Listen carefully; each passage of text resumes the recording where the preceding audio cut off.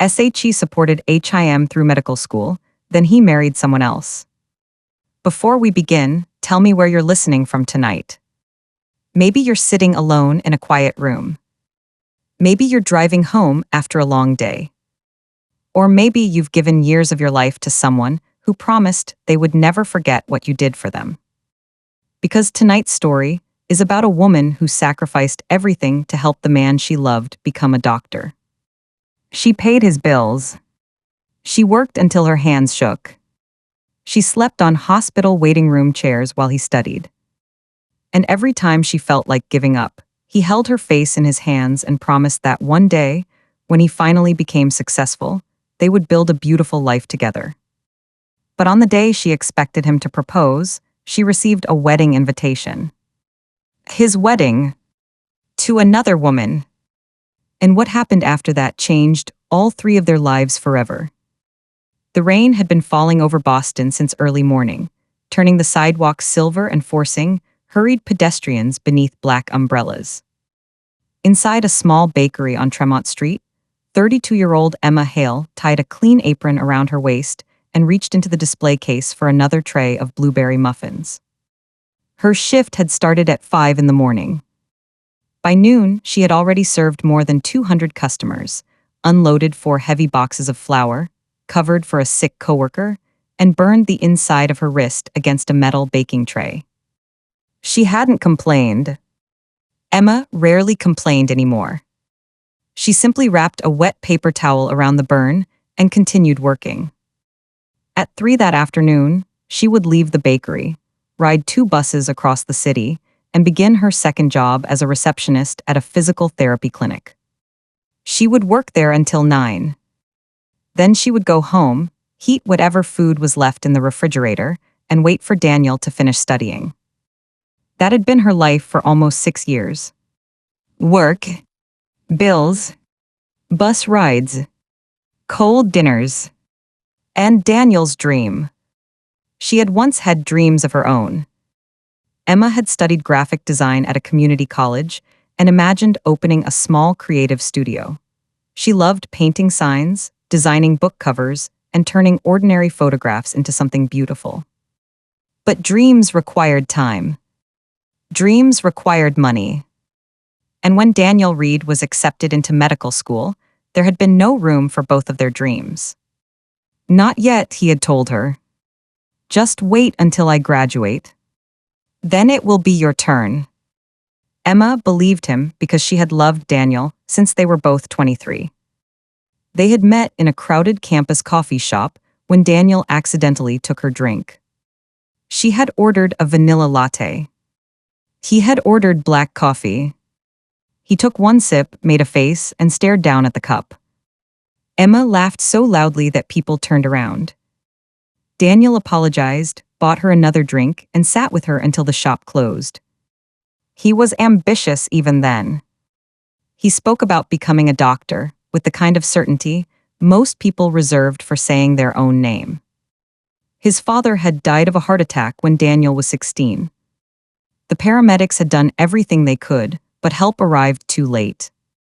Daniel never forgot the helplessness he felt standing beside the ambulance. I want to be the person who knows what to do, he once told Emma. I never want another family to feel as powerless as mine did. Emma fell in love with that part of him. His purpose, his compassion, his belief that his life could mean something. When his acceptance letter arrived from one of the most competitive medical schools in the state, Emma cried harder than he did. Daniel lifted her off the floor and spun her around their tiny apartment. We did it, he said. Emma laughed. You did it. No, Daniel insisted. We did it. Everything from now on belongs to both of us. She remembered those words for years. Everything belongs to both of us. But medical school cost more than either of them had imagined. There was tuition, rent, textbooks, equipment, transportation, exam fees, and countless other expenses that seemed to arrive without warning. Daniel qualified for loans, but the money was never enough. His mother, Linda, worked as a librarian and could contribute very little. Emma had no wealthy family to call. Her father had disappeared when she was 8, and her mother had died from ovarian cancer shortly after Emma turned 20. So Emma did what she had always done. She survived. She withdrew from her design program. She found the bakery job. Then she found the clinic job. When their rent increased, she sold the gold bracelet her mother had left her. When Daniel needed a new laptop, she emptied the small savings account she had created for her future business. When his car broke down during his second year, Emma worked weekend shifts for 3 months to pay for the repairs. Daniel always looked guilty. He would hold her close and promise it wasn't forever. "One day," he said, "you'll never have to worry about money again." "I'm not doing this for money," Emma would reply. "I know. I'm doing it because I believe in you." Daniel would kiss her forehead. "And I will spend the rest of my life proving that you were right." At first, he tried to help around the apartment. He washed dishes between study sessions. He cooked pasta when Emma came home late. Sometimes he left handwritten notes inside her lunch bag. "One day, you'll have your own studio. One day, we'll have a house with a porch. One day, I'll take you to Italy. One day, I'm going to marry you." Emma kept every note in a wooden box beneath their bed. During Daniel's first 2 years of medical school, they still felt like a team. Poor, exhausted, and overwhelmed. But together. Then the clinical years began. Daniel spent more time at the hospital. He came home later. He talked about people Emma had never met. Residents, attending physicians, surgeons, department heads. He began attending networking dinners and medical conferences. Sometimes Emma was invited. Usually she wasn't. Daniel said the events were boring and technical. "You'd hate it," he told her. Emma believed him. One evening, he came home after midnight wearing a new dark blue tie. Emma noticed it immediately because she had never seen it before. "Nice tie," she said. Daniel glanced down as if he had forgotten he was wearing it. "Oh, Claire gave it to me." "Claire?" "Claire Whitmore, she's in my program." Emma waited. Daniel offered no further explanation. "That was kind of her." "It wasn't just for me," he said quickly. "She brought gifts for several people after a conference in New York." Emma smiled. "Then tell her thank you." Daniel nodded and went to take a shower. It was a small moment. So small that Emma felt foolish for remembering it. But later, she would understand that some endings do not begin with shouting or betrayal. Some begin with a tie you have never seen before. A name mentioned too casually. A silence that lasts 1 second too long. Claire Whitmore came from a world Emma knew only through magazine pages.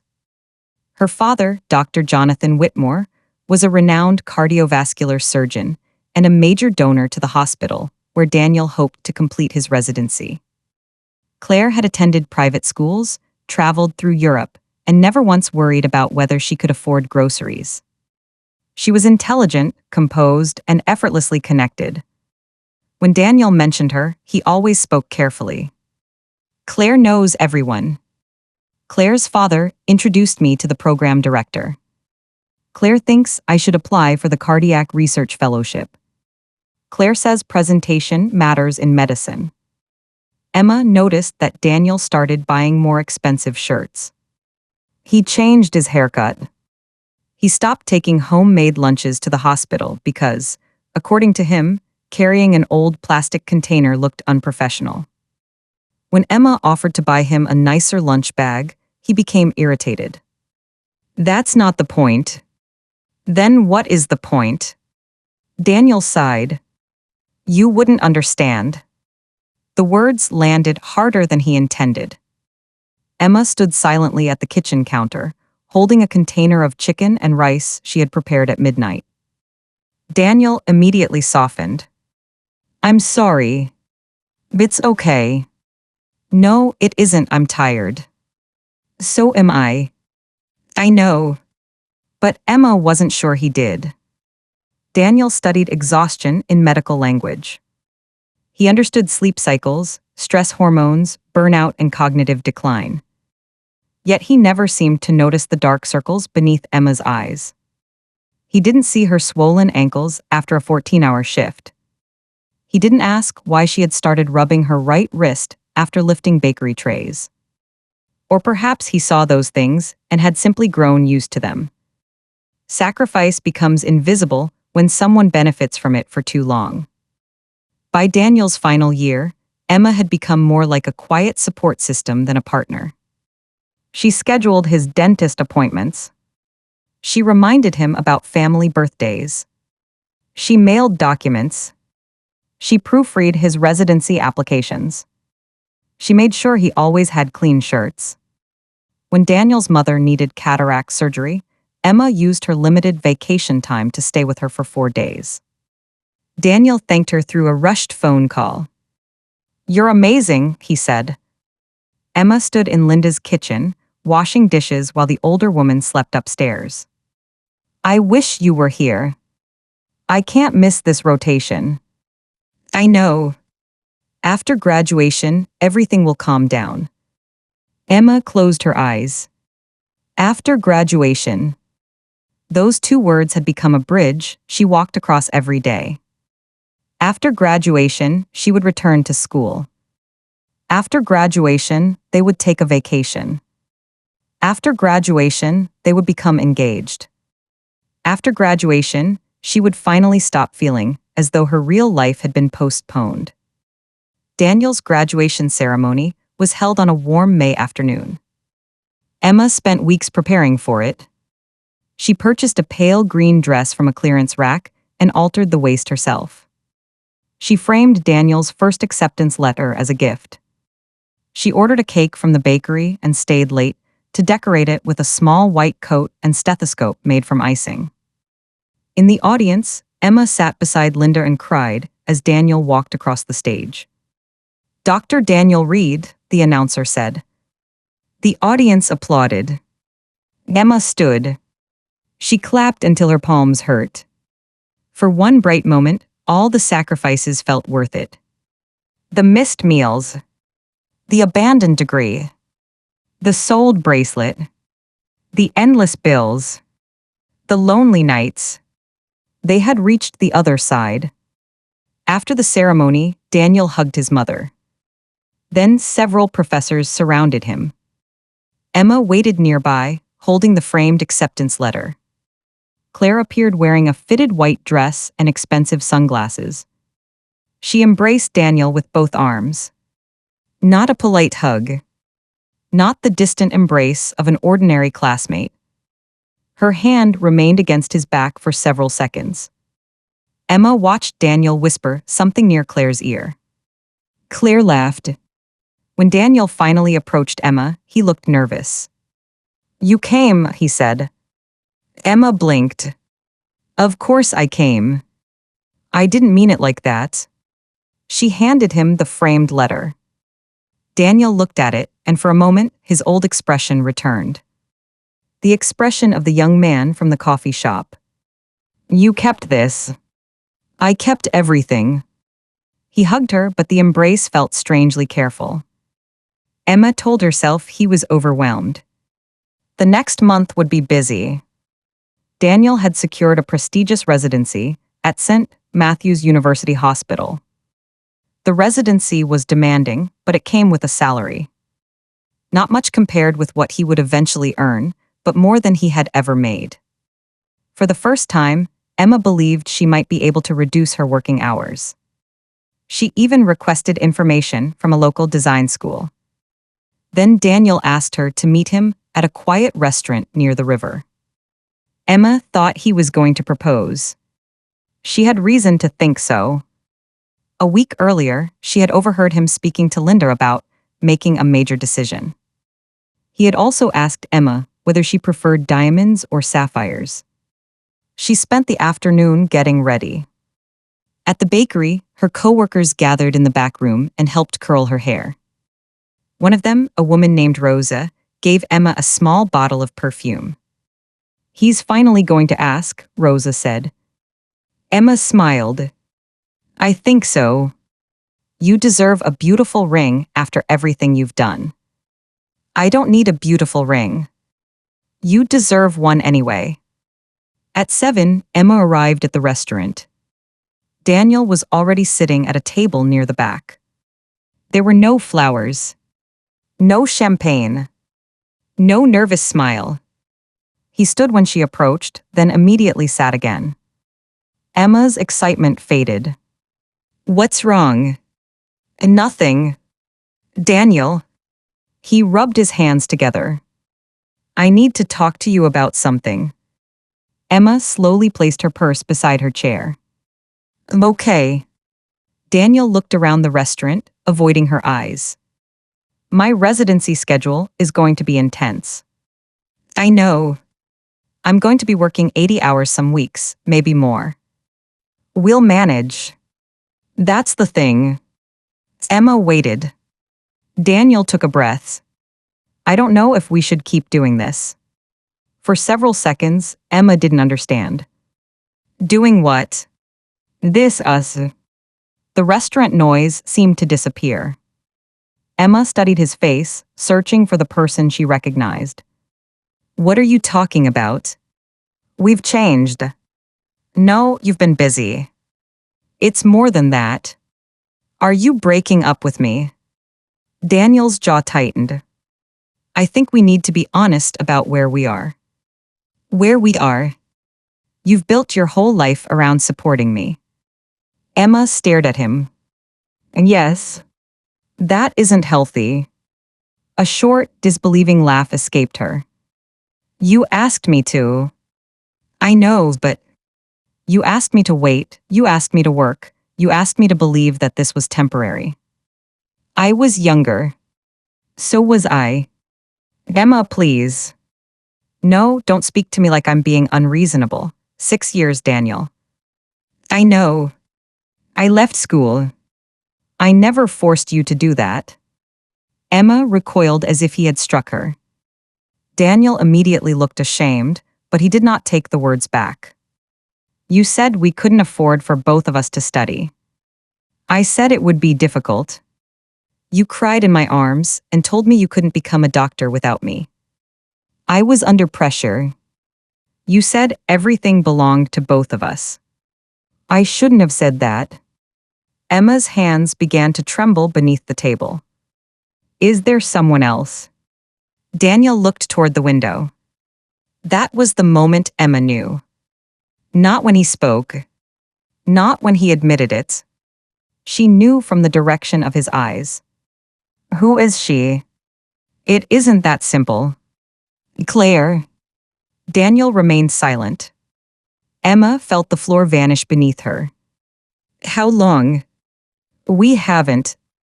"How long?" Daniel lowered his voice. "We became close during the spring." "The spring." "It wasn't planned." "While I was taking care of your mother." "Emma." "While I was working 2 jobs."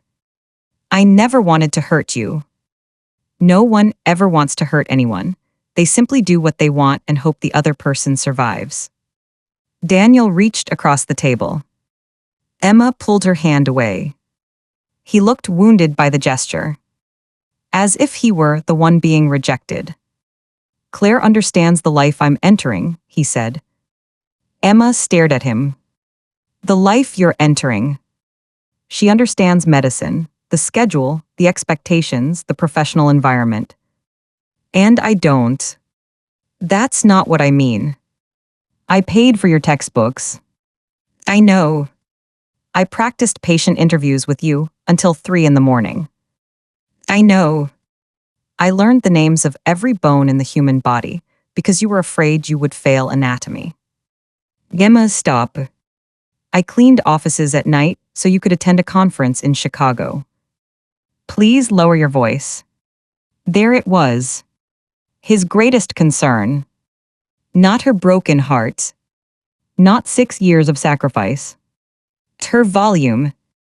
Emma stood. Several diners glanced toward them. Daniel looked uncomfortable. She reached into her purse and removed her apartment key. She placed it beside his untouched water glass. What are you doing? You're right, we should be honest about where we are. Emma, don't make a decision while you're upset. You made the decision for both of us. Where will you go? She almost laughed again. After everything she had provided, he was asking where she would go. I'll figure it out. You don't have enough savings for another apartment. I know. You can stay until. Until what? You bring Claire over. That isn't fair. Emma looked at him for a long moment. No, she whispered, none of this is fair. She walked out before he could see her cry. The rain began 5 minutes later. Emma didn't have an umbrella. She walked for almost an hour, her pale green dress becoming soaked and heavy. Cars passed. People hurried around her. The city continued moving, as if her entire life had not just ended at a table beside the river. She called Rosa. Her coworker answered on the second ring. Did he ask?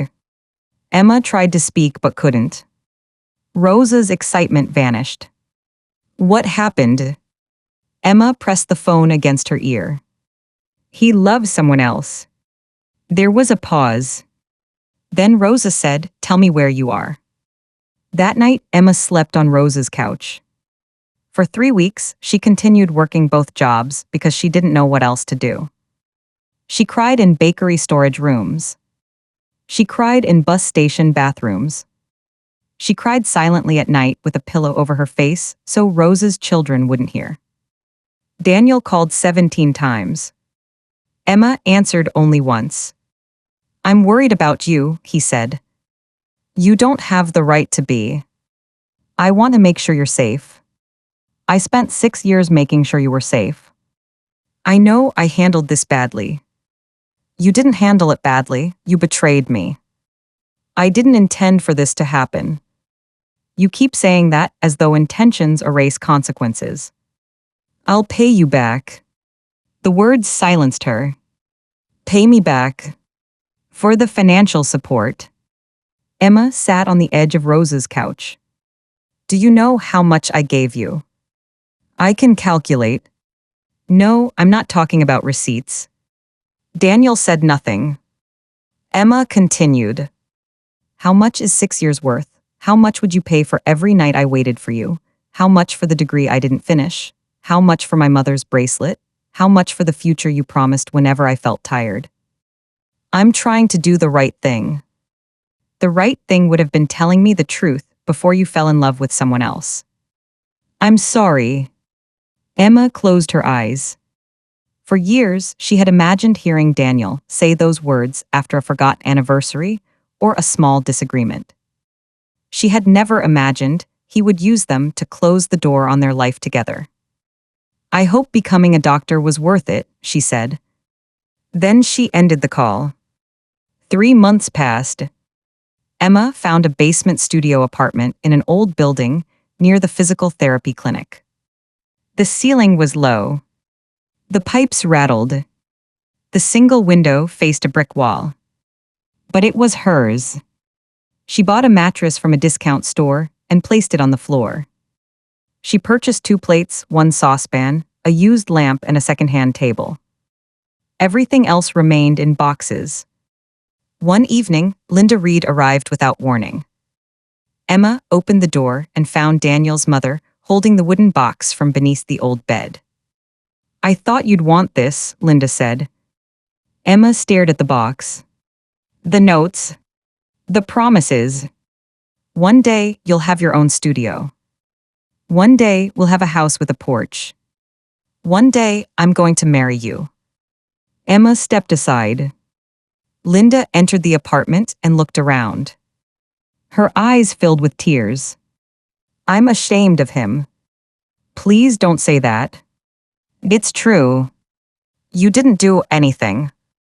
I raised him. You raised a man who made his own decision. Linda placed the box on the table. He says Claire understands him. Emma looked away. He may be right. No, he isn't. Linda, I watched you give him everything. I chose to. You chose based on promises he made. Emma's throat tightened. Linda sat on the edge of the mattress. He's engaged. Emma felt the words before she understood them. How long? He proposed last week. 3 months. Daniel had ended 6 years with Emma and become engaged to Claire within 3 months. Linda wiped her eyes. I told him I wouldn't attend. You should go. How can you say that? He's your son. And you were my family. Emma looked at the wooden box. Was I? You still are to me. The two women cried together in the tiny basement apartment. Before Linda left, she handed Emma an envelope. Inside was a check for $10,000. Emma immediately tried to return it. I can't take this. It's from my retirement savings. No. Emma, listen to me. You spent years caring for us both. You sold your mother's bracelet. How did you know that? Daniel told me once. He was crying when he told me. Emma looked down. Then he remembered. He remembers everything, Linda said. That's what makes it worse. Emma tore the check in half. Linda looked startled. I love you, Emma said, but I don't want money from you. I want to know I can rebuild my own life. You don't have to prove anything. Yes, I do to myself. After Linda left, Emma opened the wooden box. She read every note. Then she carried the box to the building's shared courtyard. She placed the notes inside an old metal bucket and lit one corner with a match. For a few seconds, nothing happened. Then the flame spread. Promises curled into black ash. Italy disappeared. The house with a porch disappeared. The studio disappeared. The proposal disappeared. Emma watched until the fire went out. She kept only one thing. The framed medical school acceptance letter she had given Daniel at graduation. Linda had placed it beneath the notes. Emma removed the letter from its frame and folded it into a small square. On the back, she wrote 5 words. I helped make this possible. Then she placed it in a drawer. Not because she wanted Daniel back, but because she refused to let his betrayal rewrite history. He had become a doctor, but he had not done it alone. The wedding invitation arrived in October. Emma found it inside her mailbox after a double shift. The envelope was thick and cream-colored. Her name had been written by hand. Emma almost threw it away unopened. Then she saw the return address. Whitmore Estate. She carried the invitation upstairs. Inside was a photograph of Daniel and Claire standing beneath autumn trees. Daniel wore a tailored gray suit. Claire rested one hand against his chest. They looked perfect. The ceremony would take place at a private coastal property in Newport. Emma read the date. December 17th. The day she and Daniel had once planned to celebrate their 7th anniversary. A smaller card slipped from the envelope. Emma expected a personal message from Daniel. Instead, it was from Claire. Emma, I realize this invitation may surprise you. Daniel has told me how important you were during his education. I believe it is always better to move forward without resentment. I hope you will consider attending so we can begin this new chapter with peace. Claire. Emma read the message twice. Then a third time. How important you were during his education. As though Emma had been a helpful tutor. A neighbor who watered his plants. A footnote in Daniel's success story. She set the invitation on the table and went to bed. The next morning, Rosa found the card inside Emma's bag. You're not going. No. Good. Emma stared through the bakery window. Part of her wanted to attend. Not because she wished Daniel happiness. Not because she wanted peace. She wanted to see whether he could look into her eyes while promising forever to someone else. She wanted Claire to see the woman whose exhaustion had purchased the life she was marrying into. But Emma knew she would not survive the ceremony with her dignity intact. So she declined. She wrote no message. On December 17th, while Daniel married Claire beneath white roses and crystal chandeliers, Emma worked at the bakery. At 5 in the afternoon, she went into the freezer and stood between boxes of frozen dough until her tears stopped. At 7, Rosa brought a small chocolate cake into the break room. What is that? A funeral. Emma stared at her. We're burying your old life. Written in pink icing across the top were the words. Goodbye, Dr. Disappointment. Emma laughed for the first time in months. The laugh turned into a sob. Rosa wrapped her arms around her. You're going to be okay, she whispered. Emma wanted to believe her. But becoming okay was not a single moment. It was not waking up one morning without pain. It happened quietly. In inches. In choices. Emma reduced her hours at the bakery and enrolled in one evening design class. She nearly quit after the first week. Everyone in the room seemed younger. They understood software she had never used. They spoke confidently about portfolios, branding, and digital marketing. Emma felt old and misplaced.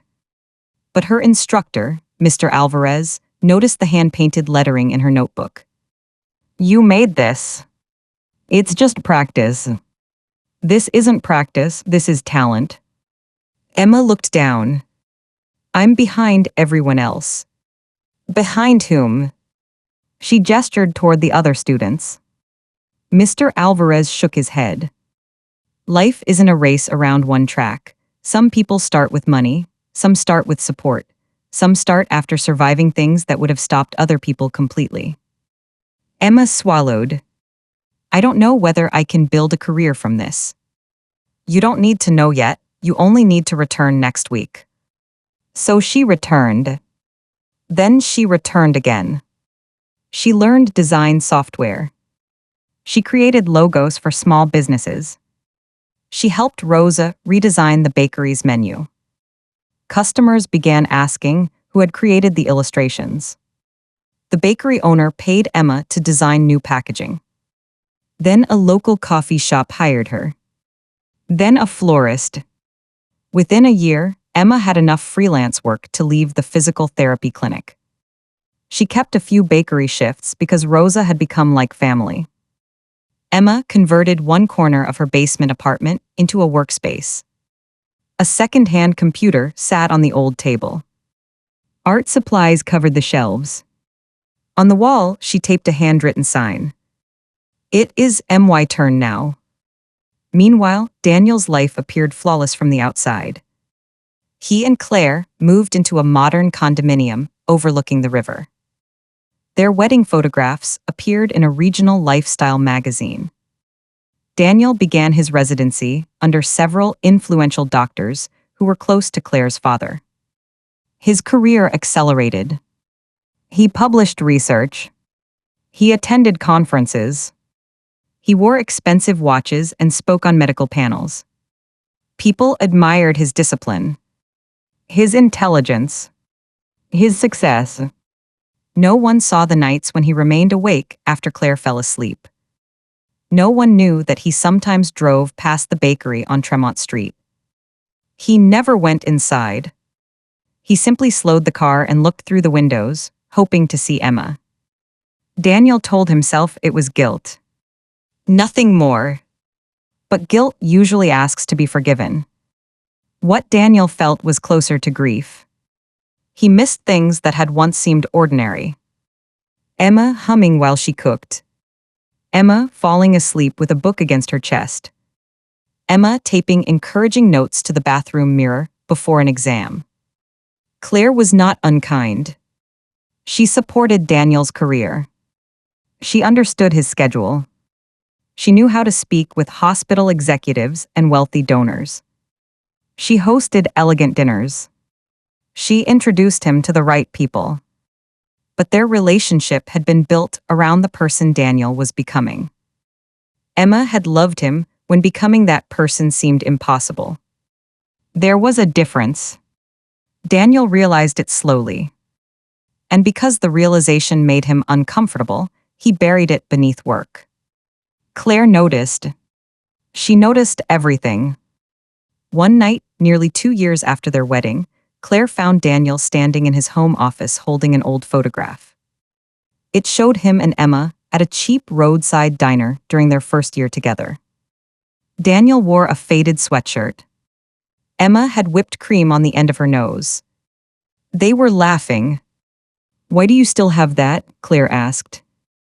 Daniel quickly placed the photograph inside a drawer. "I forgot it was there." Claire leaned against the doorframe. "No, you didn't. It doesn't mean anything. Then throw it away." Daniel looked at the drawer. Claire's expression hardened.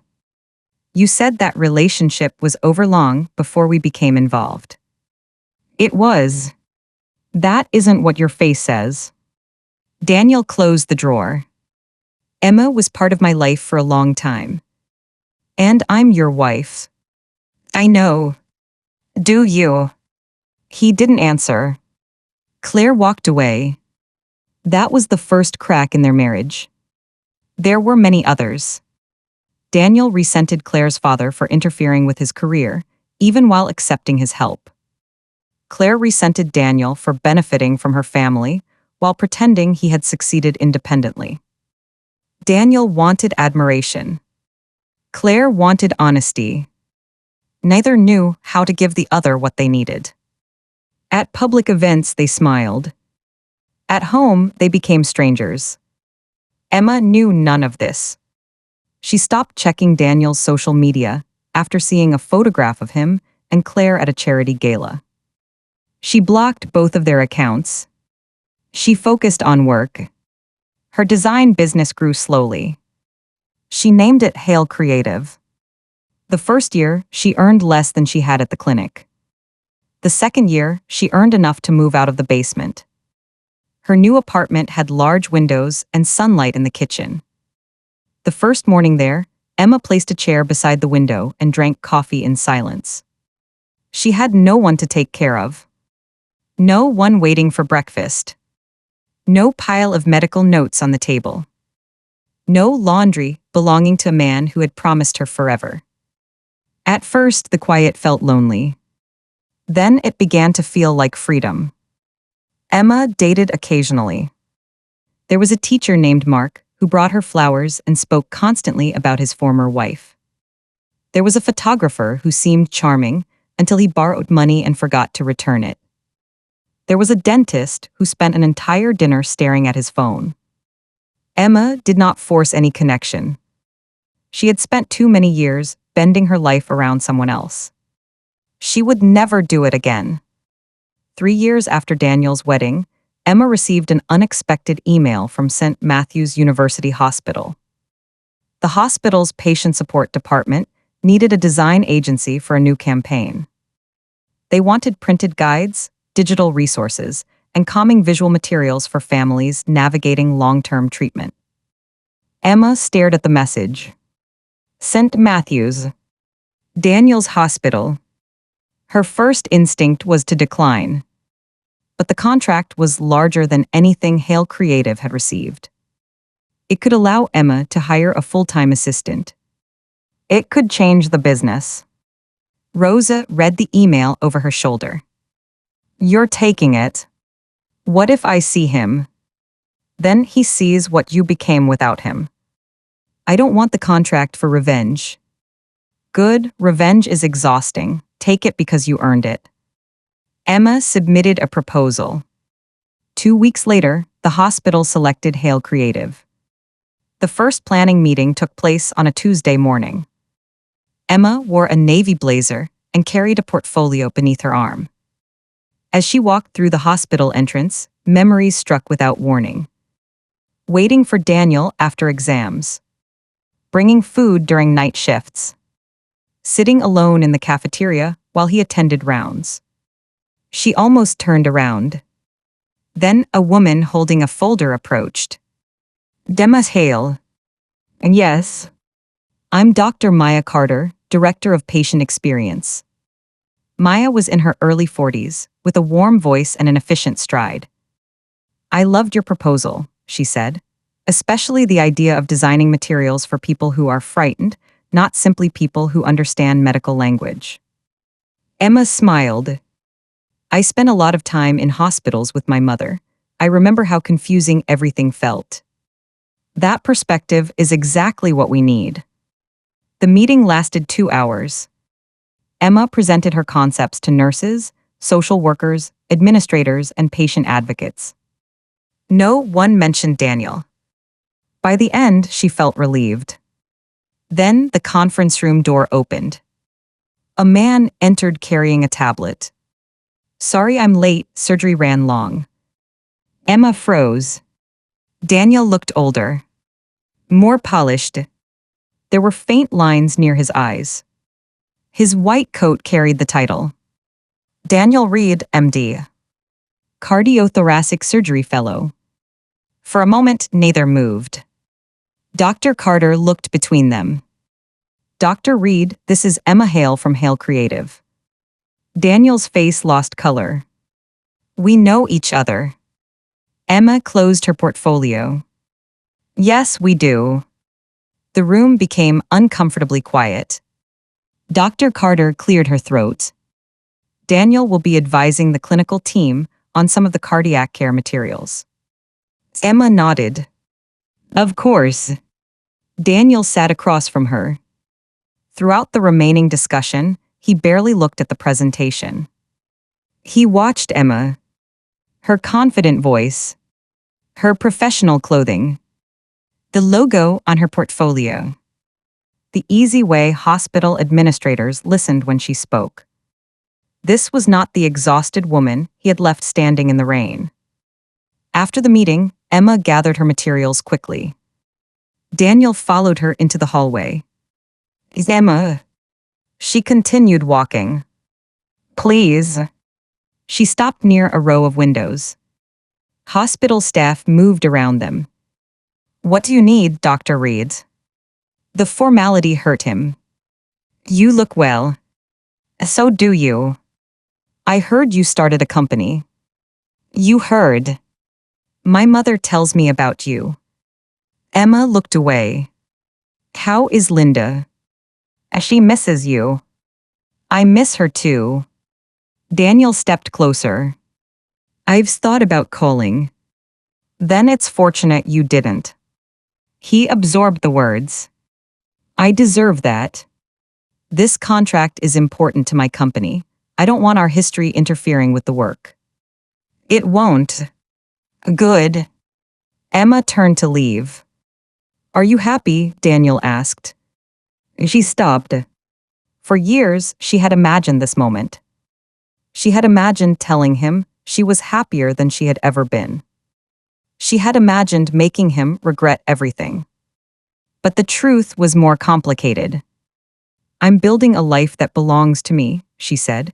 That's better than happiness built around someone else. Daniel lowered his eyes. Emma, She walked away before he finished. That evening, Daniel returned home to find Claire drinking wine alone on the balcony. I saw Emma today, he said. Claire's fingers tightened around the glass. At the hospital. Her company received a contract. I know. Daniel looked surprised. You know. I'm on the hospital foundation committee. Why didn't you tell me? Claire stared at the city lights. Because I wanted to see whether you would tell me. Daniel removed his jacket. She's doing well. I'm sure she is. That's all you have to say. What would you like me to say? That I'm pleased the woman whose life you destroyed has recovered. Daniel's expression hardened. You sent her our wedding invitation. Claire turned. You knew about that. I found out later. She deserved to know we weren't ashamed. No, you wanted her to see that you had won. Claire laughed bitterly. Won what, Daniel? He remained silent. You came to me, she continued. You told me your relationship was already dead. You said Emma depended on you emotionally and refused to accept that you had grown apart. Daniel looked down. Claire's voice shook. I believed you. I never said she depended on me financially. No, you forgot to mention she paid your rent. I was going to repay her. She didn't want repayment. How do you know? Because I asked your mother. Daniel stared at her. Claire stood. I spent the first year of our marriage pretending I didn't understand what happened. Then your mother told me everything. Why would she do that? Because she wanted me to know the man I married. That's unfair. Is it untrue? Daniel had no answer. Claire set her wineglass down. Did you ever love me? And yes. More than her. Daniel looked toward the balcony doors. Claire nodded slowly. There it is. It isn't that simple. You've used that sentence for years. I chose you. No, you chose what my family could do for you, and I chose the version of you I wanted to believe. Daniel flinched. That isn't fair. Perhaps fairness left this marriage before it began. Claire walked into the bedroom and closed the door. The hospital project forced Emma and Daniel into the same room several times over the next 4 months. Emma remained professional. She discussed typography, patient instructions, color psychology, and accessibility. Daniel offered clinical feedback. They never spoke privately. But he watched her. He noticed that she no longer apologized before expressing an opinion. She no longer made herself smaller in rooms filled with powerful people. She laughed with Dr. Carter. She challenged executives when their language seemed cold or confusing. During one meeting, a hospital administrator suggested removing a section about caregiver burnout because it did not directly concern patients. Emma disagreed. When a family caregiver collapses, the patient loses part of their support system, she said. You can't treat one person while pretending everyone around them is unaffected. Daniel looked at her. She had spent years as a caregiver no one noticed. Now she was making sure others were seen. The campaign launched in the spring. It was praised by patients and staff. Hale Creative received 2 additional contracts. Emma hired an assistant, then a project manager. For the first time, her company occupied a real office. It was small, but sunlight filled the rooms. Emma painted the door herself. Hale Creative. Design with humanity. At the opening celebration, Rosa brought another cake. This one said, "Goodbye, basement." Linda attended. She hugged Emma for so long that both women cried. You did it, Linda whispered. Emma looked around the room. No, I'm doing it. Linda hesitated. Daniel and Claire have separated.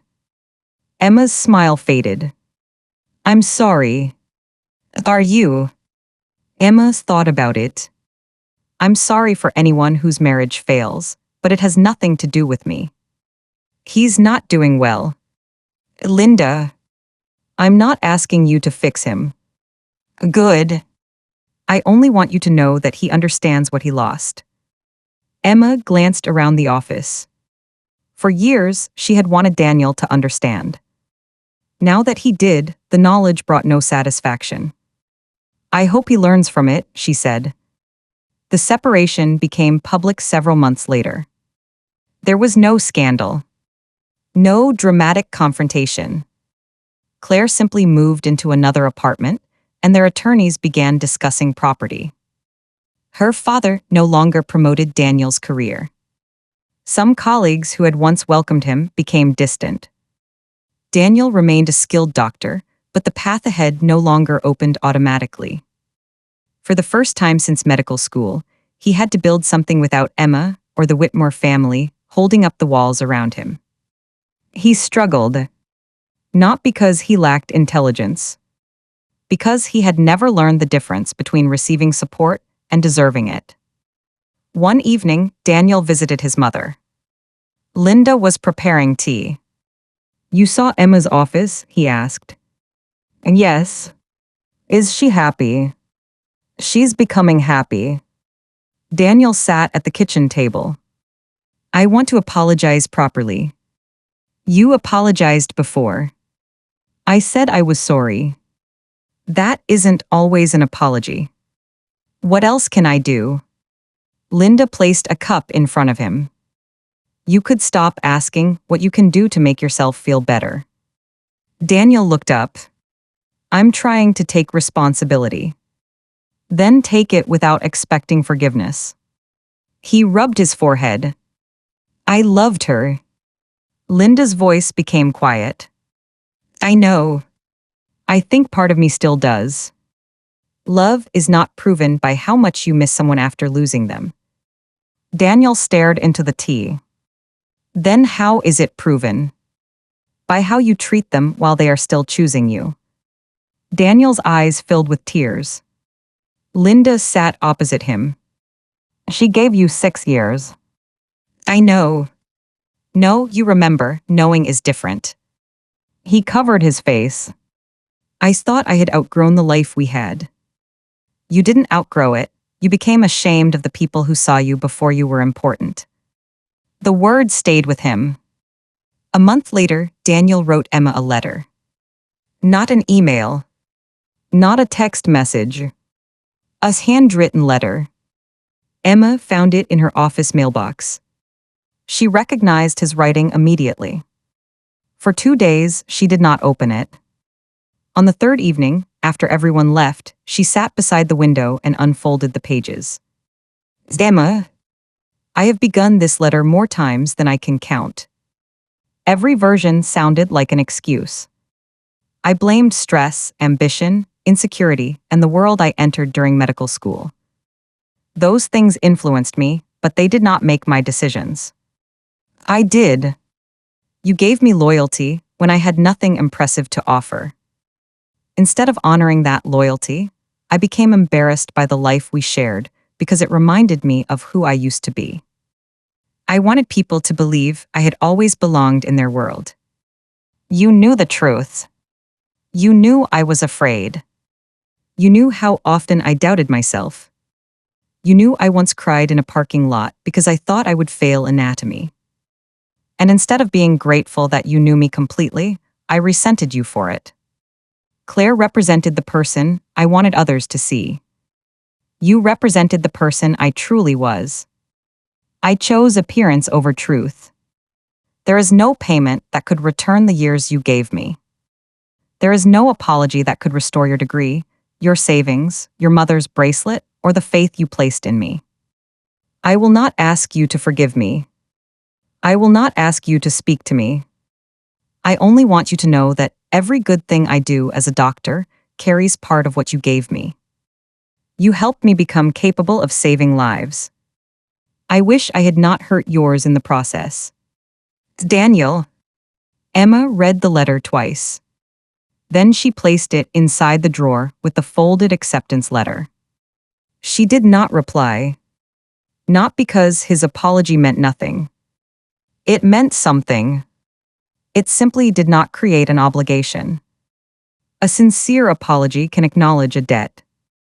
It cannot demand access to the person who paid it. 2 more years passed. Hale Creative expanded beyond hospital campaigns. The company designed educational materials for cancer centers, mental health organizations, and family support programs. Emma traveled for conferences. She spoke about communicating with frightened patients in language they could understand. At one event in Chicago, she met a man named Nathan Cole. Nathan was a widowed father, and the director of a nonprofit supporting families of children with chronic illnesses. He was not charming in the polished way Daniel had become. Nathan wore mismatched socks and became distracted whenever someone mentioned his 10-year-old daughter, Lily. During their first conversation, he spilled coffee across Emma's conference notes. "I am so sorry," he said, grabbing napkins. Emma laughed. "This feels strangely familiar." "What does?" "Never mind." Nathan looked at the ruined notes. "I'll replace everything. They're printed pages. Then I'll replace the printer." "That seems excessive." "I panic when I disappoint people." Emma studied him. "Most people become defensive. I tried that in my 20s, it wasn't effective." They became friends. Nathan never rushed her.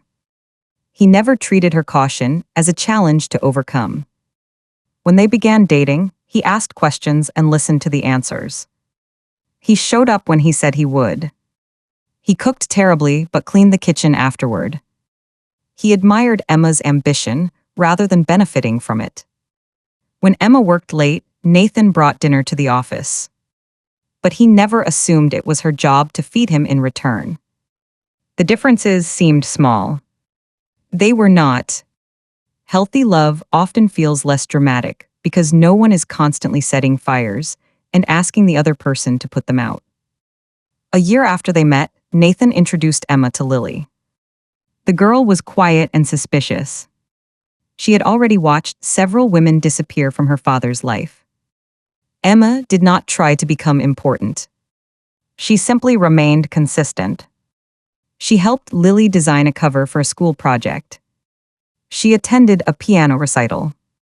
She remembered that Lily hated mushrooms and loved astronomy. Trust formed slowly. Emma preferred it that way. One Saturday morning, Nathan and Lily helped Emma look at houses. The last property had a small studio at the back and a wooden porch facing a row of maple trees. Emma stepped outside alone. For years, the idea of a house with a porch had belonged to Daniel's promise. Standing there, Emma understood something. Daniel had not owned the dream. He had only appeared in one version of it. Nathan joined her. "What do you think?" Emma ran her hand along the railing. "I think I'm afraid to love it." "Why?" "Because I once planned a life around promises that didn't survive." Nathan nodded. He didn't tell her that he was different. He didn't demand trust he had not yet earned. Instead, he said, "Then we don't have to make any promises today." Emma looked at him. "We?" Nathan smiled. "Only if you want it to be we." 6 months later, Emma purchased the house herself. Nathan and Lily moved in the following year. Emma kept the deed in her name. Nathan never complained. He understood that independence was not a rejection of love. For Emma, it was part of feeling safe enough to love again. Daniel heard about the house from Linda. By then, he and Claire were divorced. Claire had moved to New York and become involved in international medical philanthropy. Before leaving Boston, she asked Daniel to meet for coffee. They sat in a quiet hotel lounge. "I owe Emma an apology," Claire said. Daniel looked surprised. "You don't need my permission." "I know." "Are you going to contact her?" "No." "Why not?" "Because apologizing would place me back inside her life, even for a moment. I'm not certain that would serve anyone except me." Daniel studied her. "You've changed." "So have you." "Not enough." Claire stirred her coffee. "Perhaps not, but more than the man I married." Daniel looked toward the window. "I did love you." "I know." "I also used what being with you offered." "I know that too." "I'm sorry." Claire nodded. "I believe you." "Do you forgive me?" She smiled sadly. "I'm trying to forgive myself first." They parted without anger. Sometimes the end of a relationship is not a villain being punished. Sometimes it is two imperfect people finally admitting what they built together was never strong enough to hold the truth. Daniel continued working at St. Matthew's. Without Claire's family connections, promotions came more slowly. He became less interested in prestige. He started volunteering at a free weekend clinic. At first, Linda suspected he was doing it to repair his image. Then he continued long after no one was watching. He taught medical students and became known for emphasizing the importance of family caregivers. During lectures, he told students that no achievement was individual. There is always someone paying a price you may not see, he said. Do not become so impressed with your own success that you forget who carried you toward it. He never mentioned Emma by name. He didn't need to. She existed inside every word. Several years later, St. Matthew's announced the creation of a new fellowship focused on patient communication and family advocacy. Dr. Maya Carter recommended that the hospital collaborate with Hale Creative. Emma agreed. At the opening ceremony, she stood backstage reviewing her speech. Nathan sat in the audience beside Lily, who was now 15. Linda was seated in the front row. Emma had not seen Daniel in nearly 3 years. She knew he might attend. She told herself it didn't matter. Still, when she stepped onto the stage and saw him near the side aisle, her breath caught. Daniel's hair had begun to gray near his temples. He looked calm. Not happy exactly. Not broken. Human. Emma approached the microphone. When families enter a hospital, she began, they often arrive carrying fear they do not know how to express. They hear unfamiliar words. They make decisions while exhausted. They try to appear strong for the people they love. The room became quiet. I understand those caregivers because I have been one. Many years ago, I spent a large part of my life supporting someone through medical training. At the time, I believed that love meant giving until nothing of me remained. Daniel lowered his eyes. Emma continued. But love should not require a person to disappear. Support should not become erasure. Devotion should not cost someone their identity. Nathan watched her from the audience. This fellowship is designed to remind medical professionals that every patient arrives with a circle of people whose sacrifices may be invisible. We must see them. We must speak to them. And we must remember that care is not only what happens in an operating room. The audience applauded. Daniel stood with everyone else. After the ceremony, Emma spoke with donors and hospital staff. Nathan joined her and placed a gentle hand against her back. You were incredible. I was shaking. No one could tell. Lily hugged her. I could tell. Emma laughed. Thank you, Lily. Daniel waited several feet away. Nathan noticed him. That's Daniel. Emma nodded. Do you want to leave? She considered the question. No. Nathan kissed her cheek. We'll be near the entrance. Daniel approached slowly. Hello, Emma. Hello, Daniel. You were remarkable. Thank you. He glanced toward Nathan and Lily. Your family. Yes. They seem wonderful. They are. A pause settled between them. Not hostile. Not comfortable. Simply filled with the distance of years. I'm glad you're happy, Daniel said. I am. I heard you bought a house. With a porch. Daniel smiled faintly. I remember. So do I. His smile disappeared. I'm sorry. You already wrote that. I know. Emma studied him. There had been a time when she would have given anything to hear regret in his voice. Now she could hear it without allowing it to control her. I read your letter, she said. Daniel looked up. I didn't know whether you had. I did. You didn't reply. No. I understand. Emma looked across the room at Nathan and Lily. Your apology mattered, Daniel.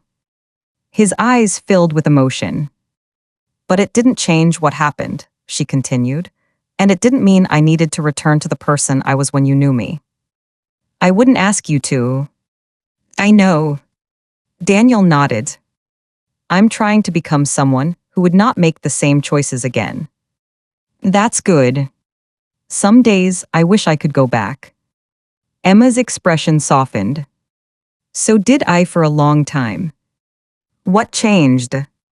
I realized going back would only give me the chance to save the relationship. I needed to save myself. Daniel looked toward Nathan. Does he know everything? And yes. And he isn't threatened by it. He understands that my past explains parts of me. It doesn't own me. Daniel took a slow breath. I don't expect forgiveness. Emma thought of the long nights. The sold bracelet. The basement apartment. The wedding invitation. The notes burning inside the metal bucket. Then she thought of her office. Her home. Her porch. Nathan's terrible cooking. Lily's piano recitals. The woman she had become. I forgave you a while ago, she said. Daniel looked stunned. You did. Forgiveness is not the same as reconciliation. It doesn't mean what you did was acceptable. It means I stopped allowing it to live inside me. Daniel blinked back tears. Thank you. I didn't do it for you. He nodded. I know. For the first time, Emma believed he truly did. Daniel extended his hand. Emma looked at it. Then she shook it. Not as former lovers. Not as friends. As two people acknowledging that a shared chapter had finally ended. Take care of yourself, Emma. I do now. She walked toward Nathan and Lily. Nathan looked at her carefully. Are you all right? Emma slipped her hand into his. And yes. What did he say? He said he was glad I'm happy. Lily glanced back at Daniel. Is he? Emma considered the question. Yes, she said, I think he finally is. That evening, they returned to the house with the porch. The sky was clear. Lily went upstairs to finish homework. Nathan opened a bottle of sparkling cider and carried 2 glasses outside. Emma sat in the porch swing. You know, Nathan said, this would be an excellent moment for an emotional speech. Emma smiled. Do you have one prepared? I had several, but they were all terrible. I appreciate your restraint. He sat beside her. For a while, they listened to the wind move through the maple trees. Then Nathan reached into his jacket. Emma saw the small box and stopped breathing. Nathan immediately raised one hand. No pressure. She laughed nervously. That is definitely a ring box. It is. And Nathan, you don't need to answer tonight. You planned this after the hospital ceremony. I planned it 3 months ago. Then Lily told me proposing immediately after a speech about female independence might send the wrong message. Emma laughed. She's wise. She's terrifying. Nathan opened the box. Inside was a simple sapphire ring. Emma stared at it. Years earlier, Daniel had asked whether she preferred diamonds or sapphires. She had answered sapphires. He had remembered long enough to ask. But not long enough to choose her. Nathan looked into her eyes. I'm not asking you to disappear into my life, he said. I'm asking whether we can keep building one where we both remain ourselves. Emma's eyes filled with tears. Nathan continued. I can't promise nothing will ever hurt. I can't promise we'll always know what to do. But I can promise that when life changes, I will speak to you before I make decisions that belong to both of us. Emma covered her mouth. And, Nathan added, I promise to stop attempting lasagna. That may be the most important part. Emma Hale, will you marry me? She looked through the window. Lily was hiding behind the curtain, watching. When Emma noticed her, Lily raised both thumbs. Emma turned back to Nathan. And yes. Lily burst through the front door, cheering. Nathan slid the ring onto Emma's finger. It fit perfectly. They did not marry in a mansion. There were no crystal chandeliers. No magazine photographers. The ceremony took place in the backyard, beneath the maple trees. Rosa made the cake. Mr. Alvarez, Emma's former design instructor, attended. Dr. Maya Carter gave a toast. Linda sat in the front row and cried. Before the ceremony began, Emma stood alone inside her studio. She opened the drawer where she kept the folded medical school acceptance letter and Daniel's apology. She read the 5 words she had written years earlier. I helped make this possible. Then she turned the paper over and wrote something new. But it did not define me. She placed the paper back inside the drawer. Not every part of the past needs to be destroyed. Some parts should remain as proof. Proof of what we survived. Proof of what we gave. Proof that someone else's failure to value us does not reduce the value of what we offered. Emma walked outside. Nathan waited beneath the trees. Lily stood beside him holding the rings. The porch was decorated with white flowers. Sunlight moved across the wooden boards. As Emma approached, Nathan began to cry. You're supposed to wait until the vows, she whispered. I panic when I'm happy too. Emma smiled. This time, the dream belonged to her. Not because a man had finally fulfilled an old promise. Because Emma had rebuilt it with her own hands. She had once believed Daniel's betrayal had stolen the best years of her life. But those years were not empty. They taught her how deeply she could love. How hard she could work. How much she could survive. Daniel had taken her sacrifice and built a career. Emma took her heartbreak and built a self. And perhaps that was the greatest difference between them. Daniel's success began when someone else carried him. Emma's success began when she finally chose to stand on her own. Years later, Emma received a package at her office. Inside was a small velvet box.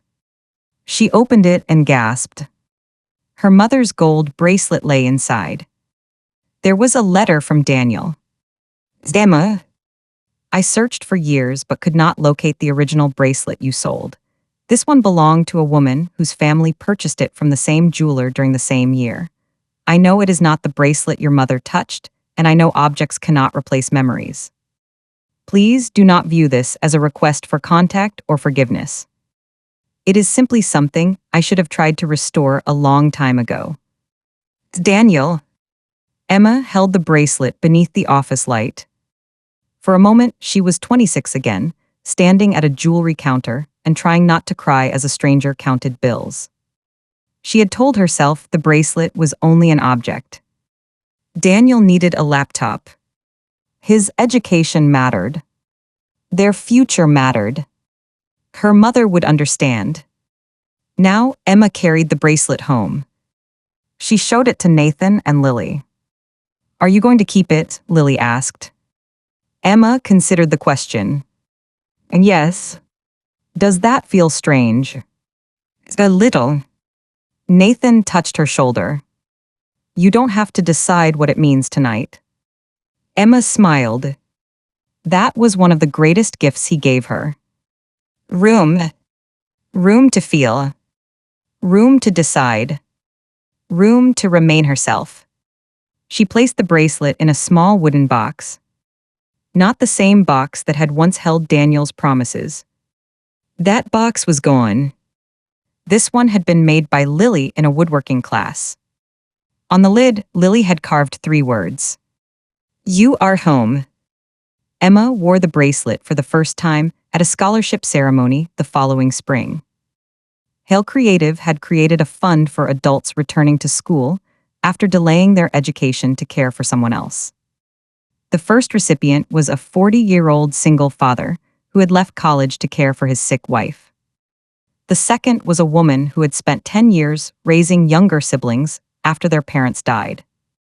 The third was a former military spouse who had moved repeatedly and postponed her own career. Emma stood on stage and looked at the recipients. "I once believed that postponing a dream meant losing it," she said, "but dreams do not always disappear. Sometimes they wait until we are ready to choose ourselves." She touched the bracelet on her wrist. There is no shame in helping someone you love. The shame belongs to those who receive sacrifice and treat it as though it cost nothing. The audience became silent. But we must also remember this: loyalty to another person should not require betrayal of ourselves. After the ceremony, a young woman approached Emma. She looked about 24. Her eyes were red from crying. "My boyfriend was accepted into law school," she said. "He wants me to leave my program and work full-time so he won't need as many loans." Emma listened. "He says we're building a future together." "Maybe you are," Emma replied. "How do I know?" "You ask whether the sacrifice is shared." The woman looked confused. Emma continued. "Does he have a plan for protecting your future as carefully as you are protecting his? Is your name on the plans? Are your needs part of the budget? Does he speak about your dream with the same seriousness as his own?" The woman looked down. "No." "Then, don't abandon yourself to prove that you love him." "What should I tell him?"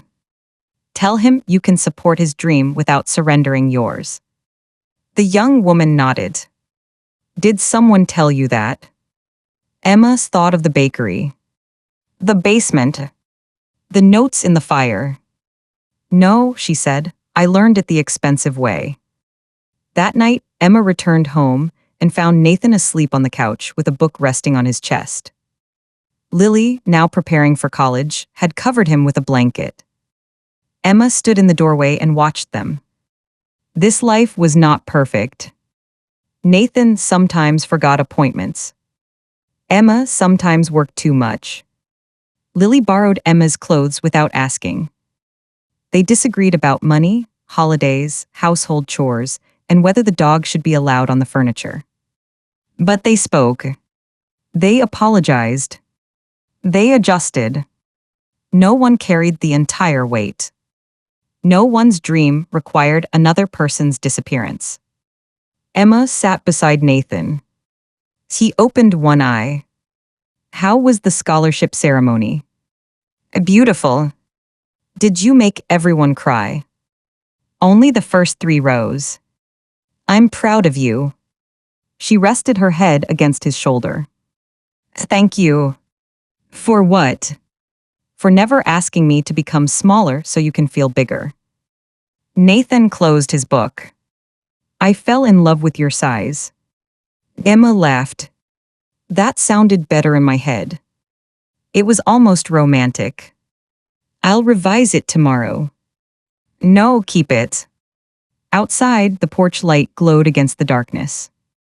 Once, Emma had believed love was proven by endurance. How much pain could she tolerate? How long could she wait? How much could she give? Now she understood that real love was not measured by how completely one person could consume another. It was measured by whether both people remained whole. Daniel had been part of her story. An important part. A painful part. But he was not the ending. And Emma was no longer the woman waiting for someone else to choose her. She had chosen herself. Everything beautiful came after that. So tonight, remember Emma's story. Supporting someone's dream can be an act of love. But love should never require you to bury your own future. Promises are easy when someone needs you. Character is revealed when they no longer do. And the person who stands beside someone during the struggle deserves more than an invitation to watch them celebrate with somebody else. Maybe you've given years to someone who forgot your value. Maybe you helped them rise, only to be left behind when they reach the top. Their betrayal does not make your sacrifice foolish. It proves that you were capable of loyalty. But from this moment forward, give some of that loyalty to yourself. Rebuild slowly. Take the class. Open the business. Leave the room where you are treated like a burden. Buy the house. Sit on the porch. And never confuse being needed with being loved. Because the right person will not only appreciate what you can do for them, they will protect the parts of you that belong only to you. And sometimes, losing the future someone promised is how you finally discover the future you were meant to build. Before you go, tell me in the comments, could you ever forgive someone who left after you supported them through their hardest years? And where are you listening from tonight? Thank you for spending this time with me. Take care of your heart. And remember, you should never have to disappear to prove that you love someone.